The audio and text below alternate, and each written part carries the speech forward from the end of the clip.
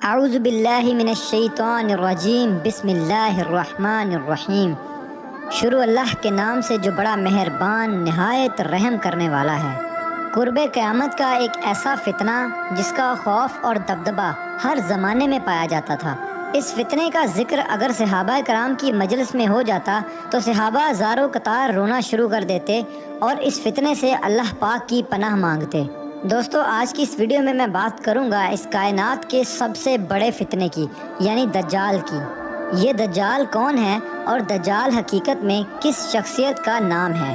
دجال کی پیدائش کب اور کیسے ہوئی اور دجال کے ماں باپ کون ہیں؟ اور کیا حضور پاک صلی اللہ علیہ وآلہ وسلم کے زمانے میں بھی دجال موجود تھا؟ دجال اس وقت کہاں ہے اور دجال اس دنیا میں کب ظاہر ہوگا؟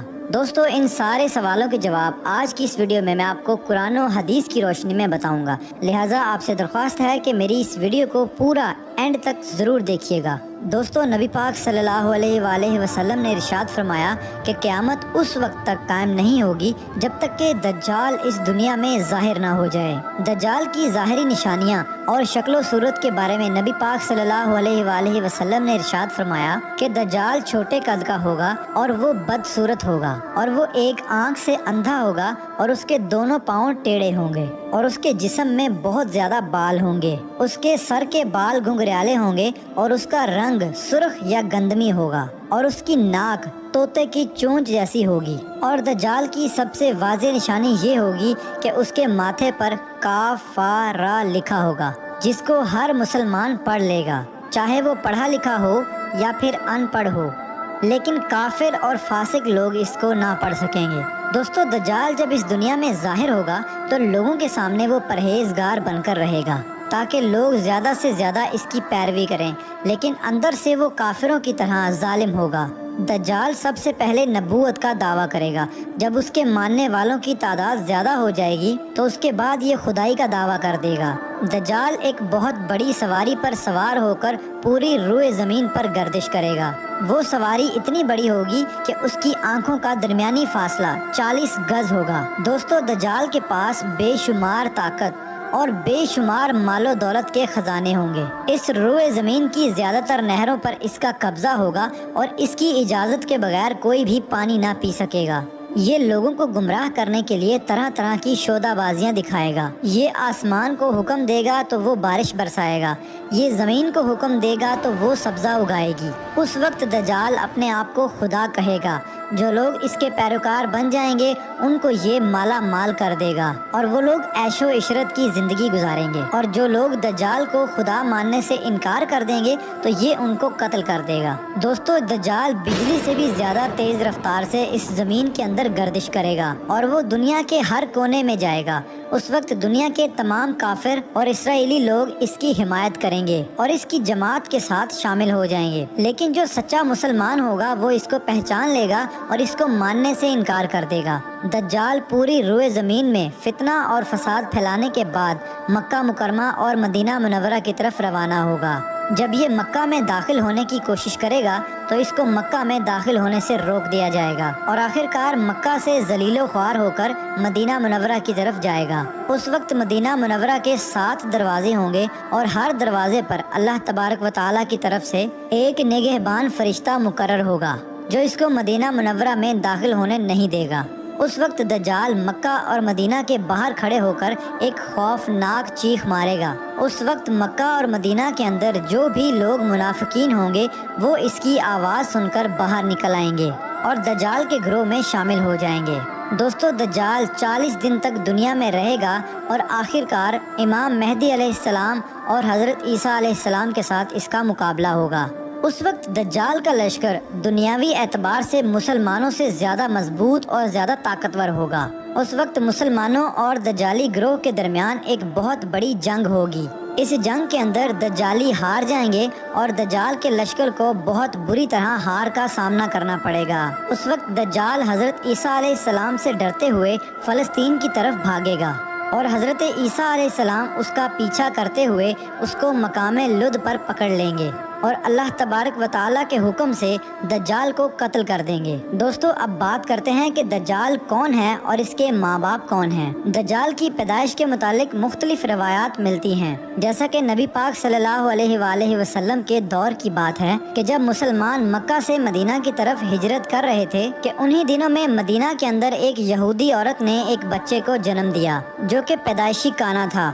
پیدائش کے اعتبار سے یہ بچہ بہت عجیب و غریب تھا۔ بچپن میں یہ بچہ مدینے کے اندر بچوں کے ساتھ کھیلا کرتا تھا اور آہستہ آہستہ یہ بچہ مدینے کے اندر مشہور ہونے لگا اور مدینے کے اندر اس نے اپنے اوپر وحی آنے کا دعویٰ کر دیا اور یہ بچہ لوگوں کے ساتھ عجیب و غریب اور پر اسرار باتیں کرنے لگا۔ جب اس کی ماں کو یہ علم ہوا تو اس کی ماں حضور پاک صلی اللہ علیہ وآلہ وسلم کی خدمت میں آئی اور اپنے بیٹے کا سارا حال نبی پاک صلی اللہ علیہ وآلہ وسلم کو بتایا اور اس بچے کی ماں حضرت محمد صلی اللہ علیہ وآلہ وسلم سے گزارش کرنے لگی کہ آپ اس بچے کا معائنہ کریں کہ یہ کیا کر رہا ہے۔ ایک دن آپ صلی اللہ علیہ وآلہ وسلم صحابہ کرام کے ہمراہ اس بچے کا معائنہ کرنے کے لیے اس کے گھر کی طرف روانہ ہوئے تو آپ نے راستے میں اس بچے کو انصاری بچوں کے ساتھ کھیلتے ہوئے دیکھا۔ اس بچے کا نام ابن سیاد تھا۔ اس وقت آپ صلی اللہ علیہ وآلہ وسلم کے ساتھ عمر بن خطاب رضی اللہ تعالی عنہ اور دیگر صحابہ کرام بھی موجود تھے۔ اس وقت ابن سیاد بلوغت کے قریب تھا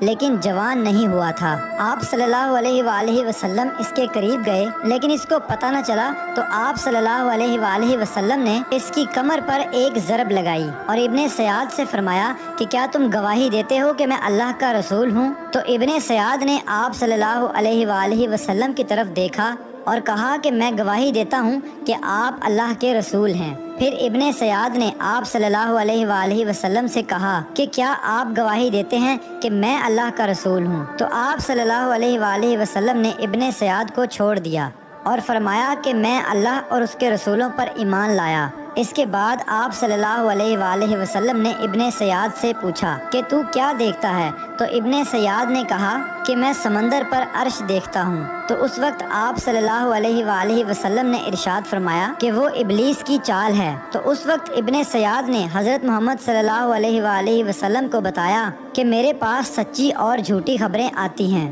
یہ بات سن کر آپ صلی اللہ علیہ وآلہ وسلم نے فرمایا پھر تو تیرا معاملہ الٹ ہو گیا۔ اس کے بعد آپ صلی اللہ علیہ وآلہ وسلم نے ابن سیاد سے فرمایا کہ میں نے تیرے لیے ایک چھپانے والی چیز چھپائی ہے۔ دراصل اس وقت آپ صلی اللہ علیہ وآلہ وسلم نے اپنے دل کے اندر لفظ دخان سوچا تھا۔ تو ابن سیاد آپ صلی اللہ علیہ وآلہ وسلم سے کہنے لگا کہ آپ نے دل کے اندر جو چیز چھپائی ہے وہ الدخ ہے۔ تو اس پر آپ صلی اللہ علیہ وآلہ وسلم نے ارشاد فرمایا کہ ذلیل ہو جا، تیری قدرت بڑھ نہیں سکتی۔ اس وقت حضرت عمر رضی اللہ تعالی عنہ نے فرمایا کہ اگر آپ مجھے اجازت دیں تو میں اس کی گردن اڑا دوں۔ اس وقت آپ صلی اللہ علیہ وآلہ وسلم نے ارشاد فرمایا کہ اسے چھوڑ دو، کہ اگر تو یہ سچا ہے تو اسے قتل نہیں کر سکتا اور اگر یہ جھوٹا ہے تو اسے قتل کرنے میں کوئی بھلائی نہیں۔ دوستو مدینے کے لوگ ابن سیاد کے بارے میں کہا کرتے تھے کہ بعض شیاطین اس کے پاس آتے تھے جو اسے عرش الہی کی خبریں دیا کرتے تھے، جبکہ آپ صلی اللہ علیہ وآلہ وسلم نے ابن سیاد کے بارے میں سکونت اختیار کی ہے، کیونکہ آپ صلی اللہ علیہ وآلہ وسلم کی طرف یہ وحی نہیں کی گئی کہ ابن سیاد کی حقیقت کیا ہے، جبکہ بعض لوگ ابن سیاد کو ہی دجال مانتے ہیں اور چند صحابہ کرام کا خیال بھی یہی تھا۔ اور ایک دوسری روایت میں ملتا ہے کہ حضرت عمر رضی اللہ تعالی عنہ آپ صلی اللہ علیہ وآلہ وسلم کے سامنے ابن سیاد کو دجال کہا کرتے تھے، لیکن آپ صلی اللہ علیہ وآلہ وسلم نہ ہی اس بات کا اقرار کرتے اور نہ ہی انکار کرتے۔ دوستو ابن سیاد کے اندر ایسی بہت ساری نشانیاں موجود تھی جو کہ ہو بہو دجال کی نشانیاں تھی۔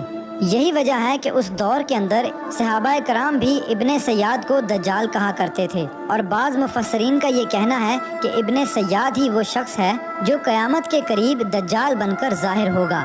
حضرت ابو سعید خدری رضی اللہ تعالی عنہ بیان کرتے ہیں کہ ابن سیاد مجھ سے کہنے لگا کہ میں دجال کے ماں باپ کو بھی جانتا ہوں اور دجال کو بھی جانتا ہوں۔ تو اس وقت حضرت ابو سعید خدری رضی اللہ تعالی عنہ نے ابن سیاد سے کہا کہ کیا تو اس بات کو پسند کرتا ہے کہ تو ہی دجال ہو؟ تو اس وقت ابن سیاد نے کہا کہ اگر مجھے دجال بنایا گیا تو میں اس بات کو ناپسند نہیں کروں گا کہ میں دجال بنوں، یعنی کہ میں دجال بننا پسند کروں گا۔ دوستو بعض مفسرین کا کہنا ہے کہ ابن سیاد دجال نہیں ہے، کیونکہ یہ بعد میں آپ صلی اللہ علیہ وآلہ وسلم پر ایمان لے آیا تھا، بلکہ دجال حضرت سلیمان علیہ السلام کے دور میں جنات اور انسانوں کے ملاپ سے پیدا ہوا تھا اور اس کے ماں باپ کو قتل کر دیا گیا تھا، اور دجال کو ایک جزیرے کے اندر قید کر دیا گیا، اور انسانوں اور جنات کے ملاپ سے پیدا ہونے والا بچہ یعنی کہ دجال آج بھی اسی جزیرے پر قید ہے، اور اس کے ساتھ ساتھ شیطان اس کو ہر بات کی وہیں پر خبر دیتے ہیں۔ دجال کی پیدائش کے بارے میں حضرت امام زرکاری رحمۃ اللہ علیہ بیان کرتے ہیں کہ دجال وہ فتنہ ہے جس کو اللہ تبارک و تعالیٰ نے اس وقت پیدا فرمایا جس وقت حضرت آدم علیہ السلام کو جنت سے نکالا گیا تھا اور دجال کو بنا ماں باپ کے پیدا کیا گیا۔ دوستو حقیقت تو یہ ہے کہ دجال قیامت کے قریب ظاہر ہوگا، اور اس کی جو نشانیاں ہوں گی وہ آپ صلی اللہ علیہ وآلہ وسلم کی احادیث میں واضح طور پر مل جاتی ہیں۔ لیکن یہ دجال کہاں ہے، اور یہ کہاں سے آیا، اور یہ کیسے پیدا ہوا، اور اس کے ماں باپ حقیقی طور پر کون ہیں، اس کے بارے میں کسی کو کوئی علم نہیں ہے۔ اس کا علم صرف اللہ تبارک و تعالیٰ کی ذات کے پاس ہے۔ اللہ پاک ہی بہتر جانتا ہے کہ دجال حقیقت میں کون ہے اور وہ کیسے پیدا ہوا۔ اللہ تبارک و تعالیٰ سے دعا ہے کہ اللہ پاک اپنے پیارے حبیب حضرت محمد صلی اللہ علیہ وآلہ وسلم کے صدقے ہم سب کو دجال کے فتنے سے بچائے اور ایمان کی سلامتی کے ساتھ ہمیں زندگی گزارنا اور مرنا نصیب فرمائے۔